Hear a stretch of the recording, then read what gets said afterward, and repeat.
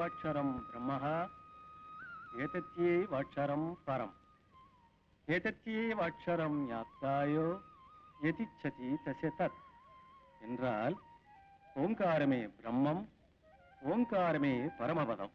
ஓங்காரத்தை அறிந்து கொண்டவன் எதை கேட்டாலும் அது அவனுக்கு கிடைக்கும். குருதேவா, ஓங்காரத்தை நினைத்துக் கொண்டு ஓம்படி கேட்டால் கிடைக்குமா?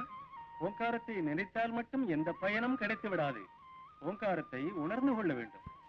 பார்த்தாண்டா குருதேவா, ஓங்காரம் என்றால் என்னவென்று சற்று விளக்கமாக அந்த கோதண்டத்துக்கு எடுத்துச் சொல். பார்த்தாண்டா, கல்வியில் கவனமில்லாமல் இருப்பது நல்ல மாணவனுக்கு அழகல்ல. நான் கவனத்தோடு கேட்டுக்கொண்டுதான் இருக்கிறேன் குருதேவா. கேட்பது மட்டுமல்ல, கேட்பதை மனதில் பதிய வைத்துக் கொண்டு தெளிவு பெற்று தேர்ச்சி அடைபவன் தான் அறிவாளியாகிறான்.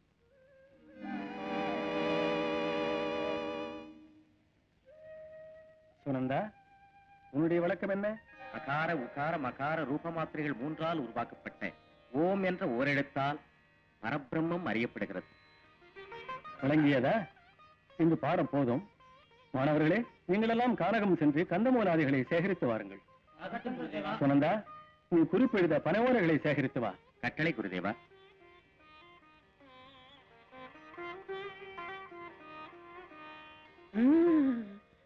சுனந்தா, எல்லாம் கஜபஜா உள்ளது.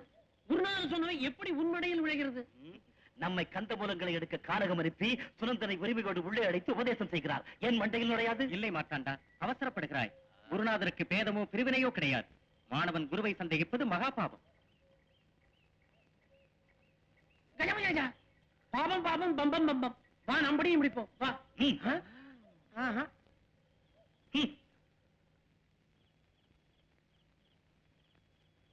சுவாமி, உங்கள் மாணவருக்கு எல்லா கலைகளையும் கற்றுக் கொடுக்கிறீர்கள். ஆனால் வாமசாஸ்திரம் மட்டும் கற்றுக் கொடுப்பதில்லையே. அது ஒரு சிலருக்கு மட்டும் கற்பிக்க வேண்டிய கலை சாந்தா. எத்தனையோ வருஷங்களாக உங்களுக்கு சேவை செய்து எந்த ஒரு பாடத்திலும் தேர்ச்சி பெறாமல் போய்விட்ட அந்த மார்த்தாண்டனுக்கு கற்பிக்க கூடாதா? அதிலாவது அவன் உருப்படலாமோ என்னவோ.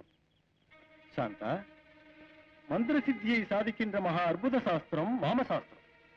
அதை பயிலும் மாணவன் பொதுநலமே தன் குறிக்கோளாக கொண்டவனாக இருக்க வேண்டும்.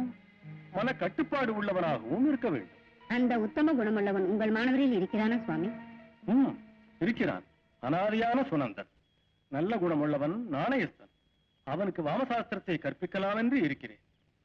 சாந்தா, வடக்கு திசையில் உள்ள அரச மரத்தின் அடியில் இருக்கின்ற வாமசாஸ்திர முதற் பகுதியை வரும் ஏகாதசி என்று சுனந்தனுக்கு கற்றுக் கொடுக்க தொடங்க போகிறேன். சந்தோஷம். நமக்கு பிள்ளை இல்லாத போனாலும் பேர் சொல்ல அவன் இருக்கிறான். ஆமாம் சாந்தா, ஜாதகப்படி சுனந்தன் வாழ்க்கையில் உயர்வான், நல்ல கிரக அமைப்புள்ளவன். வாமசாஸ்திரம் கற்றுக்கொண்டால் பொது நோக்கத்துடன் சமுதாயத்துக்கு அதை பயன்படுத்துவான். அதுவே என் லட்சியம்.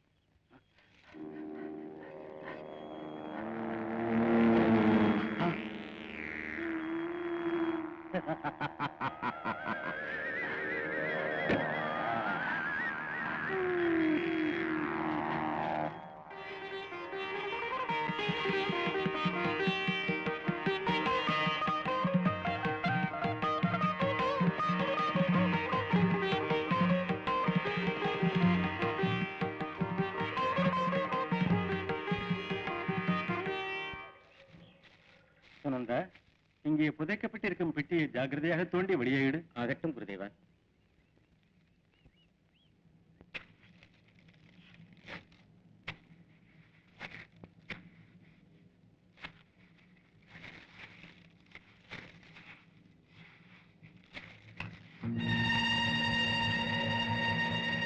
அதில் இருக்கின்ற ஏட்டுச்சுவடியை எடு.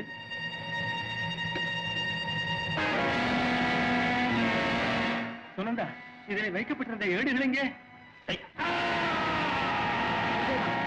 குருதேவா, குருதேவா, குருதேவா, குருதேவா,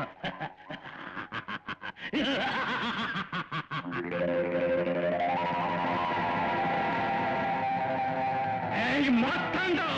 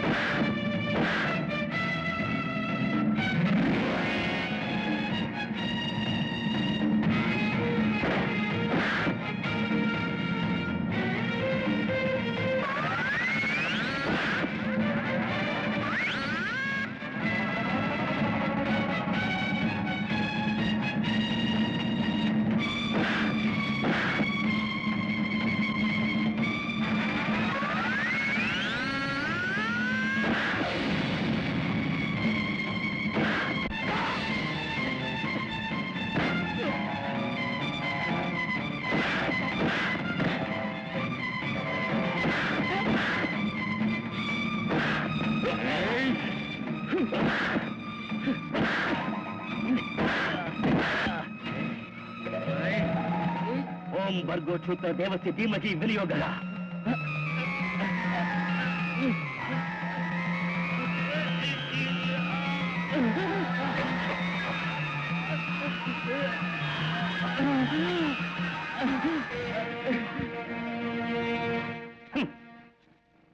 அடே சுனந்தா, உன்னை மறந்து ஊமையாக செவிடாக உயிர்ப்பினமாக வாழ்ந்து வா. அந்த சுவடியில் இருக்கும் மந்திரங்களில் ஒரு சிலது நான் கற்றதற்கே இந்த அற்புத சக்தி என்றால், இனி 7 முழுவதையும் நான் கற்றுக்கொண்டு விட்டால் என்னை போல் சாதனையாளர் இருக்கவே முடியாது.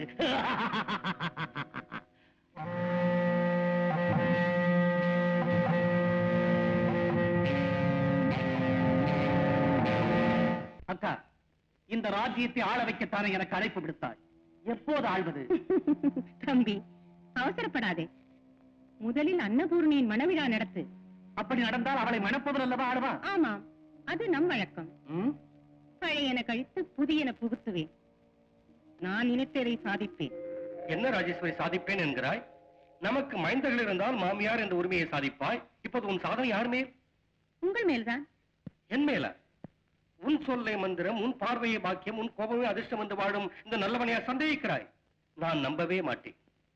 நமது அன்னபூர்ணியின் கல்யாண விஷயம் மறந்து போய்விட்டதா? ஞாபகப்படுத்தினாய்.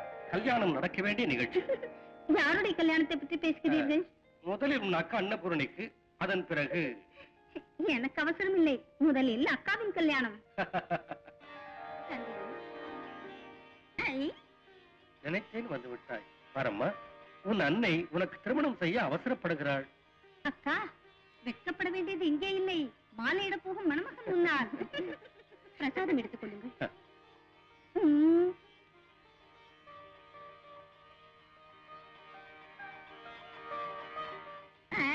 அக்கா, பேசாமல் போகலாமா? உனக்கு வரப்போகும் கணவன் எப்படி இருக்க வேண்டும் சொல்லு. ஓடி. அம்மா, நான் போய் சேர்த்து வருகிறேன். பூஜைகள் விரதங்களை தவிர வேறு ஒன்றுமே தெரியாத பெண்ணொருவள் கல்யாணத்துக்கு கருத்து சொல்வாளா? ராஜேஸ்வரி, உனக்கு நல்லவனை அன்னபூரணிக்கு மன்னவனை அழைத்து வந்து மாலையிடச் செய். நான் அட்சதைகள் தூவி ஆசீர்வதிக்கிறேன். மன்னவா, சாணக்கியத்தனம் மிகுந்த என் சகோதரியை மணந்து பொறுப்புகளை விட்டு சுகமாக அனுபவிக்கிறீர்கள். ஆகாக அனுபவிக்கிறேன். இது சுகமா, ஆட்சி சுகமா? உன் புன்னகை முகத்தில் புயல் வீசலாம் எனக்கு பொறுக்காது. வருகிறேன். அக்கா, உன் கண்ணோரம் சிவந்தால் மன்னவரின் பொன்முகம் சிவக்கிறது. அவரை சிவக்க வைத்தே உன் செல்வாக்கை இங்கே நிலைக்க வைப்பேன். உண்மை, தம்பி ஆளுவான் என்ற நம்பிக்கை தந்துவிட்டாய். ஆனால் வழிதான் தெரியவில்லை. உன் வாழ்வையே தெரிய வைக்கிறேன். வணக்கங்க. கும்பிடுறேங்க. ஐயா வணக்கம்.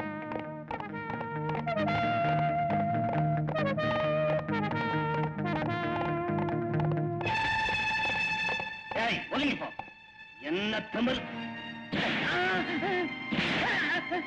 வைத்தியக்காரனை போல் நடுவீதியில் நடக்கிறாய். ஒதுங்கி போகின்றான், பதில் இல்லை. ஊமையானி,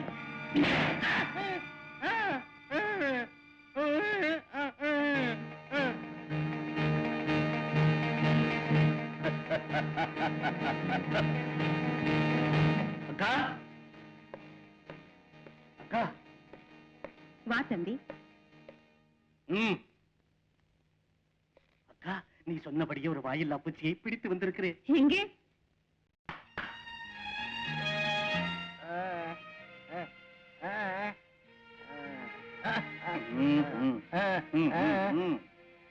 அக்கா, இவர் ஊமை. இடி விழுந்தாலும் காது கேட்காது.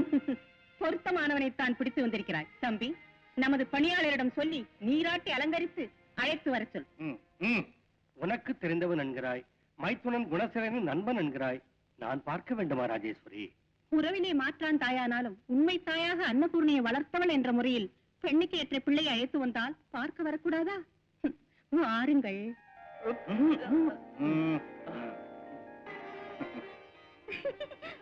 வாக்கா. அக்கா, அவர் மன்மதனுக்கு சொந்தக்காரரா? பாருக்கா. லலிதா, சும்மா இருடி. என்னை பார் நண்பா. பிரிய நண்பா, குருகுலத்தில் மாணவர்களாக இணைந்து நாம் இருந்த நாட்களில் வீரத்தின் விளைநிலம் என்ற பட்டம் உனக்கு சூட்டியதை நினைத்தால் என் உடலெல்லாம் ஆனந்தத்தால் பூரித்து போகிறது.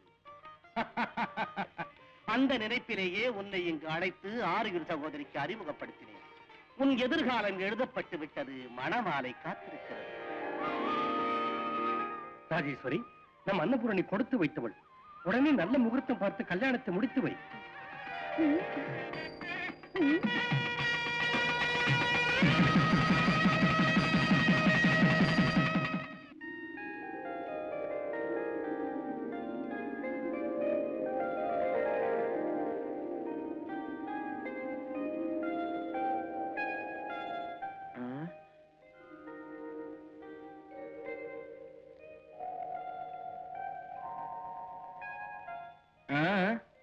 பாலருந்துங்கள்.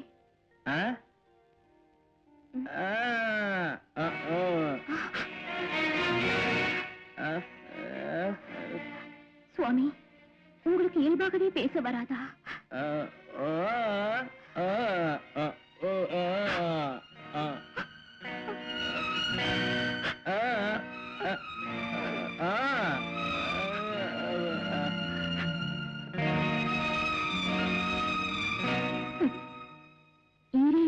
தொடர்பே திருமணம் என்பார்கள்.